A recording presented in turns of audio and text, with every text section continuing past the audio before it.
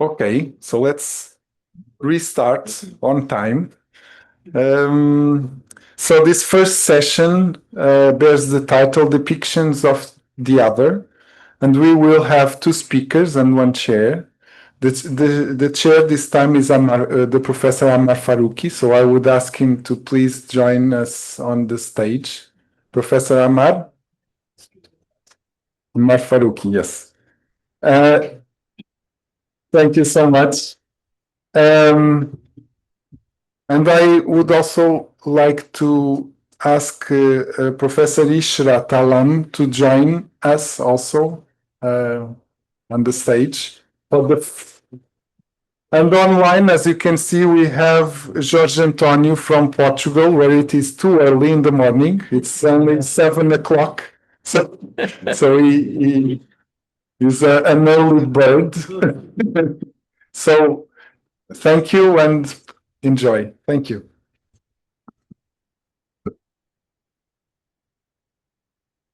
Thank you. So, yeah. So in this session, we have two papers, and Professor Ishrat will be, he's physically present, and Professor Jorge Antonio will be speaking online. And since these papers have somewhat different historical context, I think we'll have the discussion on each paper after it has been presented rather than take them up together. So if you agree with, if you think that's okay, we'll proceed with Professor Ishrat Alam's presentation.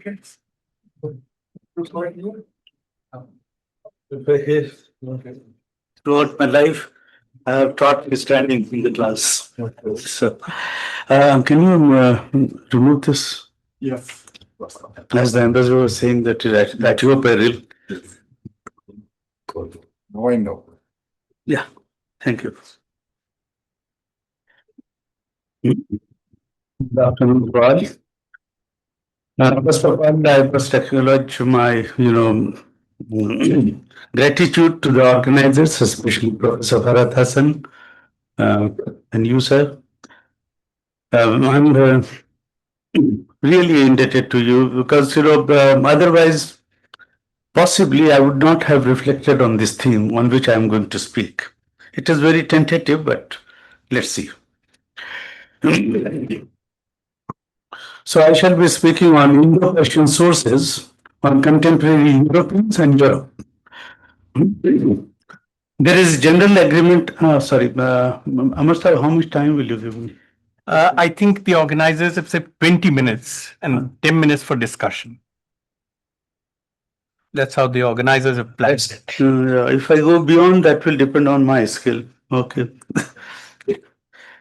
Right. So there is a general agreement among scholars that there existed close connections between different parts of the world in different stages of human history. It is not only in the 16th century. I have relationship in antiquity as well. But a comparatively regular close connections started by the last decade of the 15th century, if I may say so. In the case of India, the arrival of Vasco da Gama with 3 vessels at Calicut in 1498 marked the beginning of a systematic European arrival and subsequent political penetration, something akin to, Columbus is touching the shores of America in 1492. K.M. Panikkar, whom Professor Lakshman also spoke about, K.M. Panikkar went to the extent of assigning a long duty characterization of a period spanning 4.5 centuries between 1498 and 1947 as the Vasco da Gama epoch of Asian history. This is what he has written. This period saw the rise and decline of 3 great empires, sometimes called gunpowder empires: Safavid Empire in Iran, Mughal Empire in India, and the Ottoman Empire in Turkey. This period is also characterized by dispersal of knowledge about flora and fauna from the old world to the new world, and from the new world to the old world in reciprocal manner. These contacts between cultures also witnessed, or became increasingly intense in the age of discoveries, especially after machine printing was introduced, which contributed immensely to the acquisition of some knowledge of alien cultures from a distance. This period also witnessed cultural exchanges as a consequence of cultural interaction between different, religious communities, different philosophies, different ideologies. In the present paper, however, a preliminary attempt is being made to understand some aspects of these are scattered depending upon the nature of the sources I have at my disposal between encounters of people of different cultures. So far, cultural thing is concerned, many people have, tried their hands. Two books which I remember just now is one by, these are related to exchanges of technology.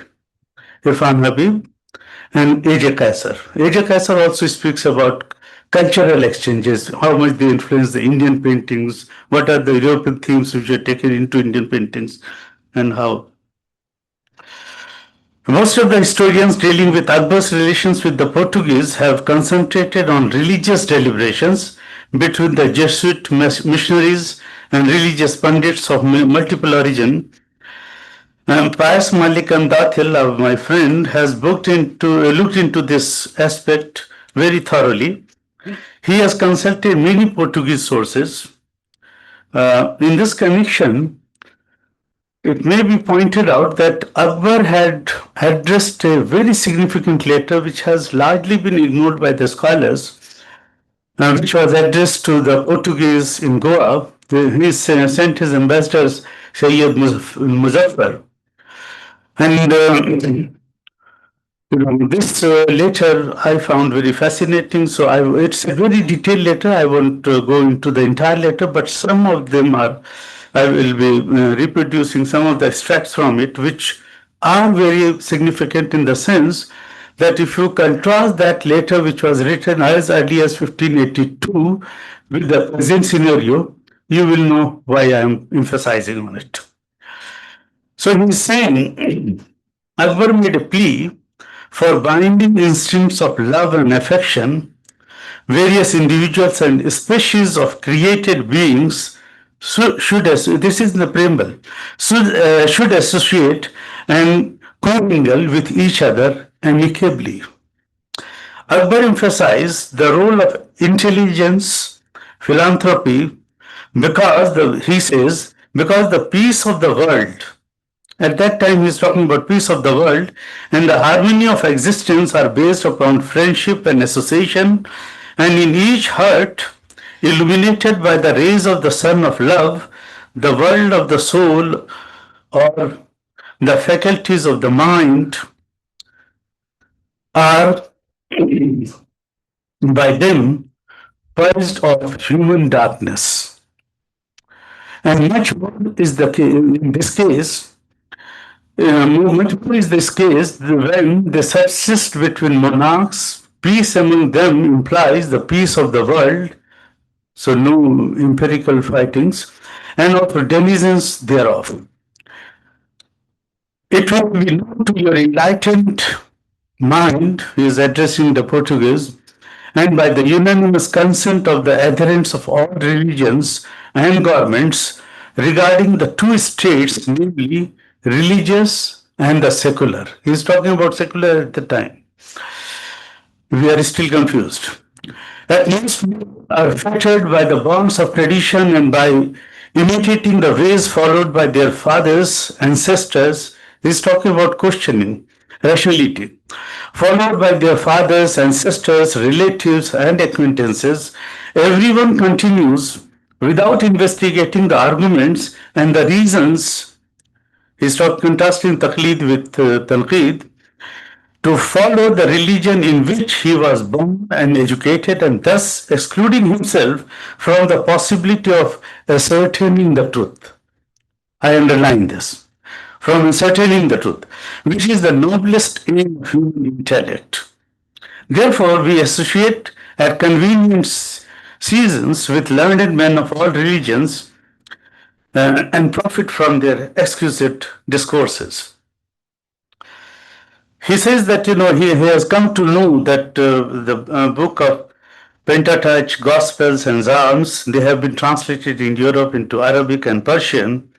And Akbar is pleading that please bring these books to my place, to my empire. This is one which is very fascinating. And then thank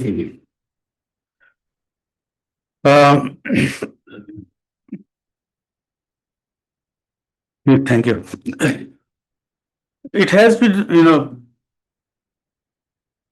it has been lamented by major historians that not much work has been done on the on Indian historians dealing with these people, foreigners. But we find that during Akbar's time, he had the interest in about the world. He's talking about the world.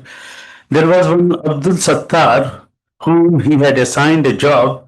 Go collaborate with Jesuit Jeronimo Xavier to attempt a work on Europe.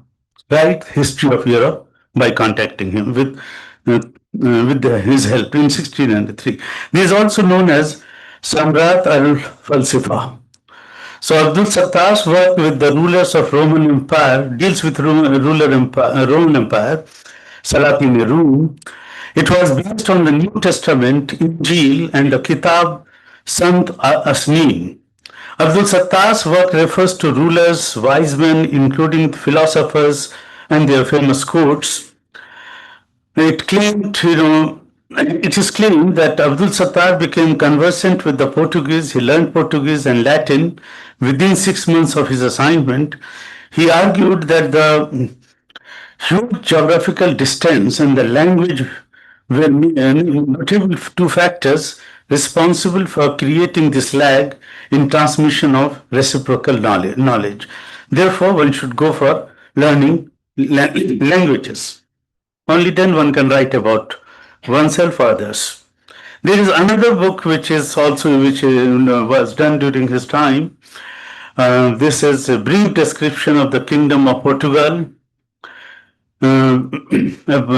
which deals with Portuguese things and writes about Maghrib also. This author is Ali ibn Haji Muhammad Hussain Sabzuwari.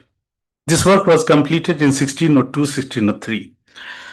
Now, both these works are dealing with various aspects, but they are mainly concentrating on the classic period of Europe, not the contemporary period. That I could find. Now the question arises: which world he is talking about? Is it the Asian world? Is it exclusively the European world, or there is some other world? And I was surprised. I don't know about you. You might be knowing. In a very small, paragraph, he writes. At the present day, I've translated it for you. At the present day, those of the more exact information declare that South is inhabited in the same way as the North. Of late years, the Europeans have discovered an extensive and populous insular continent, which they have called Alam Now, New World. That is America. He's talking about that in 1565, the 90s. Some shattered vessels had been driven ashore, and there is a remarkable observation by Abul Fazl or Akbar, which struck me most. A man mounted on horseback was seen by the inhabitants of America, mistaking the man and his horse for a single animal.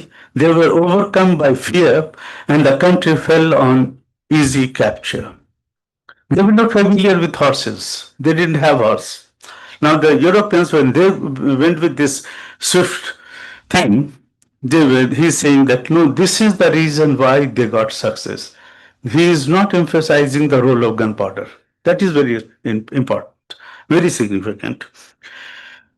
So, this knowledge about the New World had percolated among the intellectuals of the Mughal Empire and was presumably the contribution of Europeans, most probably in the absence of other evidence. I suggest that possibly through the Portuguese, with whom they came into contact much earlier. Secondly, Abul Fazl's observation that Indian tribes of America, of North America, did not know about horses. Horses were first introduced by the Spanish conquistadors in the 16th century, which provided them a significant technological advantage over the Inca people or the indigenous people. Abul Fazl's observation is very interesting.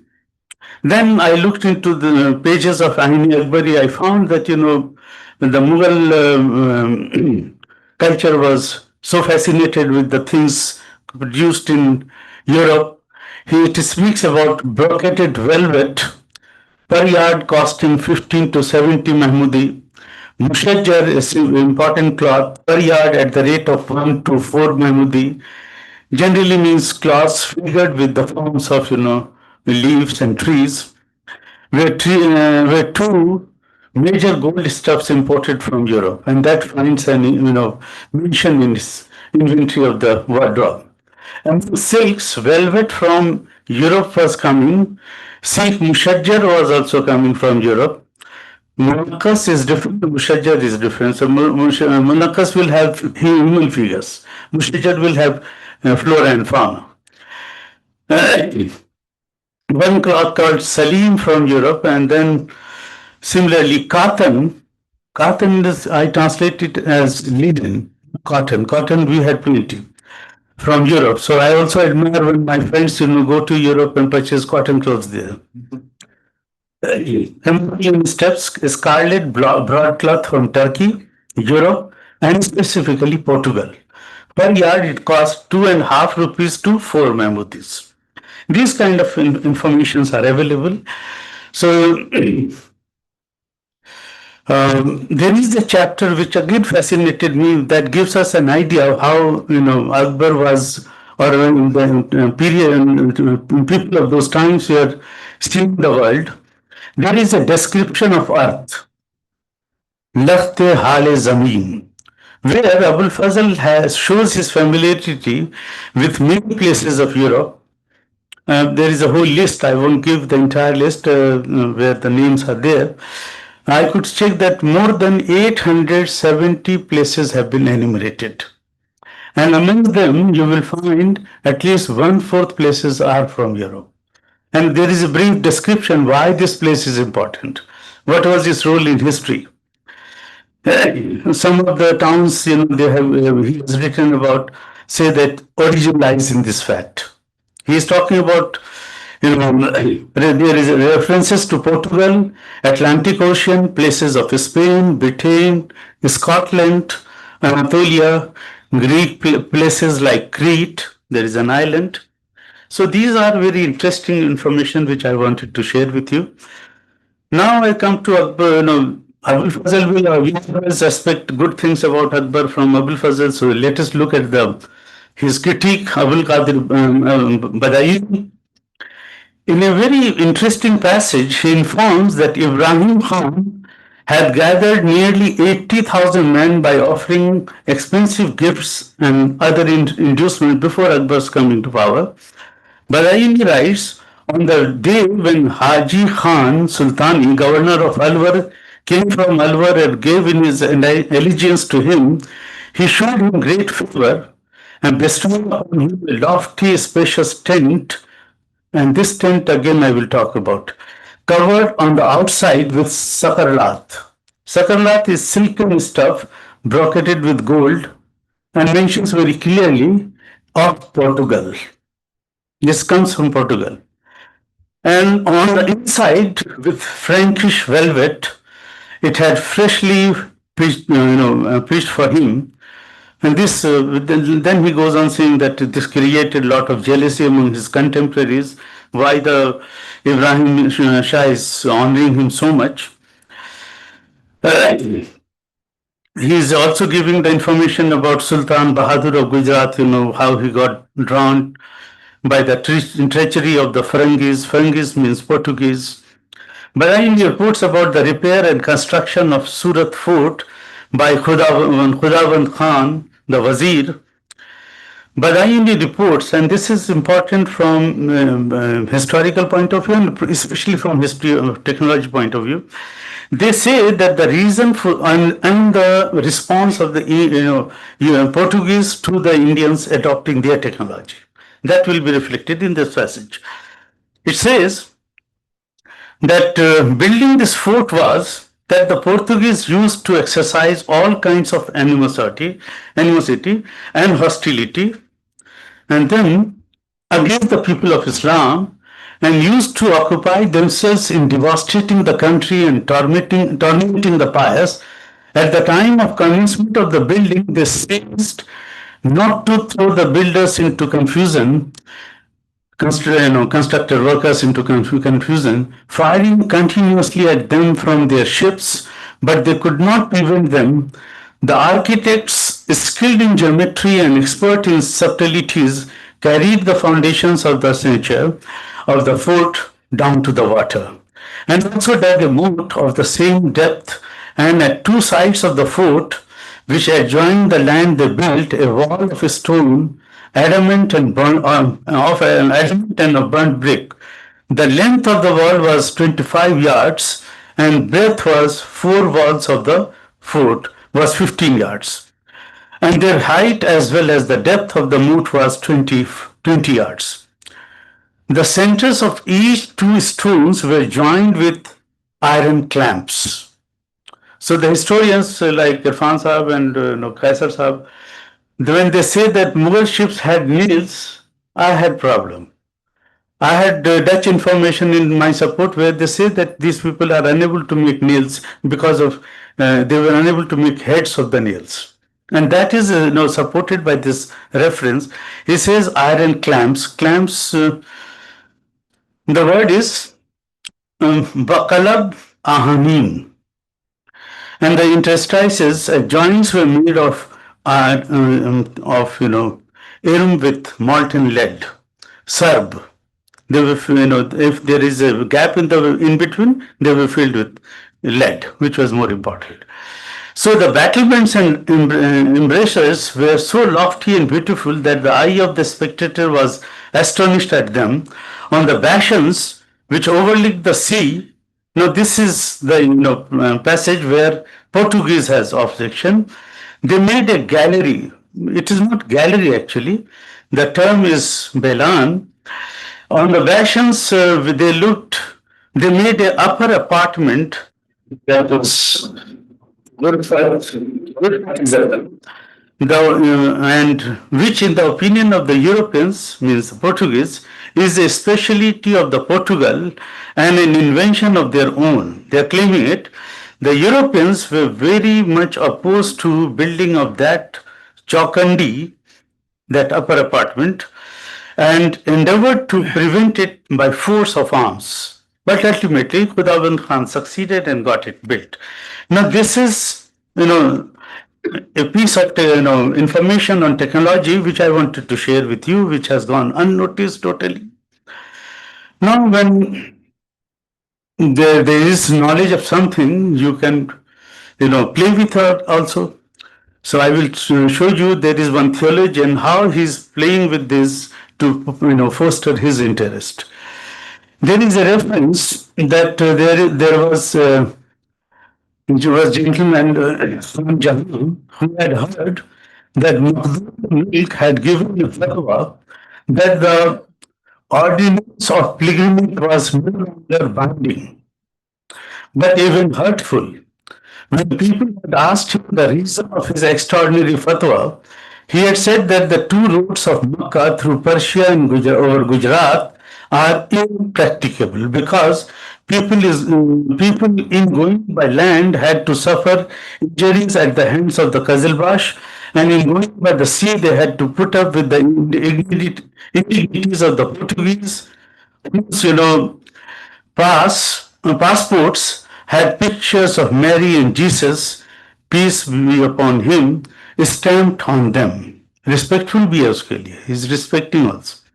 But say that this is because of that. To make use, therefore, of the latter alternative would mean to countenance idolatry, hence both roads were closed. That was his interpretation.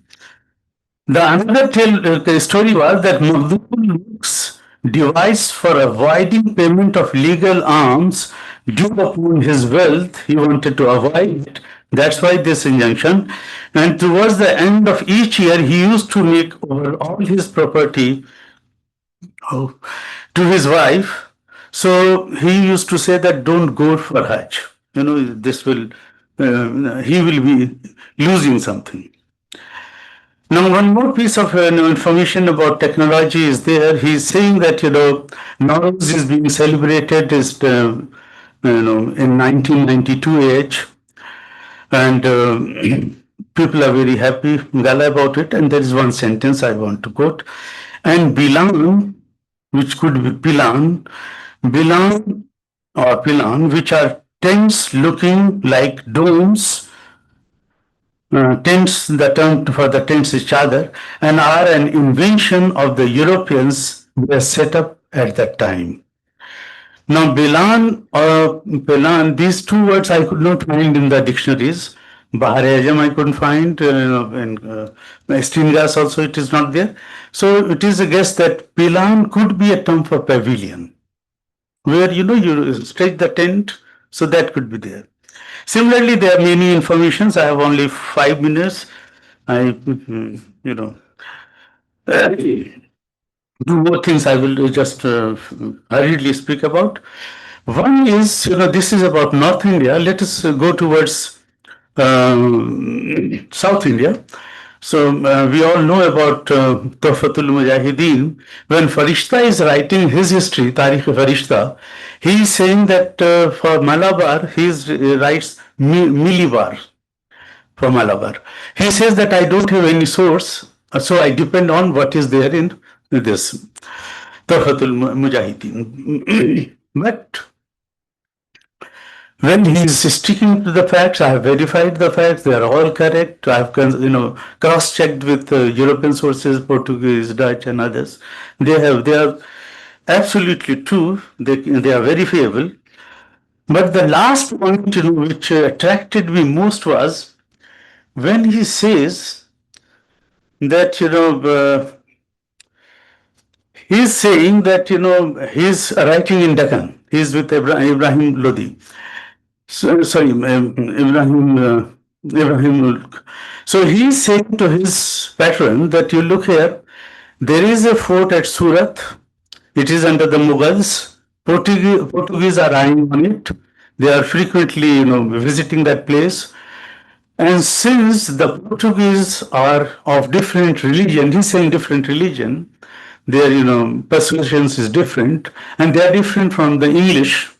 So it is the right thing to do. What to do is that the Mughals are doing is they are trying to prefer the English in order to offset the problems which they were faced at the hands of the Portuguese. The famous story of Bayazid Bayat is there that earlier also I told you that they were creating problem because of the Karta system. Now this passage has gone unnoticed. And he's making such a significant statement that Jahangir is trying to, overlooking this construction of the fort, and he's not listening to anybody, and he's promoting it just because to offset or counterpose the threat from the Portuguese, who were who were there and creating problem for them. There are many things in the paper. When it is published, it will be available to you. Thank you very much for your patient hearing. Thank you, sir. Thank you, Ishrat Alam. In a lot of the writing on the Portuguese at Akbar's court, there's been, as you pointed out, so much focus on aspects of religion, and within that, a lot of that interest which historians have had is on those aspects. It's some of the recent writings which actually have been looking at other aspects, and I really found it interesting, these observations which on the new world and the way in which the sort of explanation that is offered for the superiority of the Europeans, and particularly the use of the horse. So thank you so much. So the paper is open for discussion, observations, comments. Yeah. It's a small question. The letter which you mentioned is very important letter. Was it addressed to the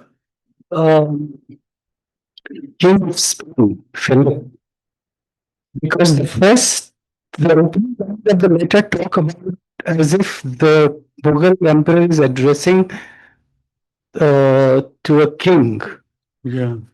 Badshah Ali Shan or something like that. Now, it might seem that the letter was sent to Goa. Was it meant to be sent to the King of Spain because Portugal was part of the Spanish Empire, or it was meant for the people in Goa? So that was my. It was meant for the title says Farang Danyan, the wise men of European wise men. We can translate to little liberally, but it was meant for the king. That's why in the first paragraph he is praising the king of that world, and he's saying that like you, like me, we should think of humanity. We should promote criticism, critique, rationality rather than taqleed. Europe was already on that way. So that was very interesting, but it was addressed to the king. Any other question or you can? Yeah, please. No, you can. Okay. So, thank you, Professor Al.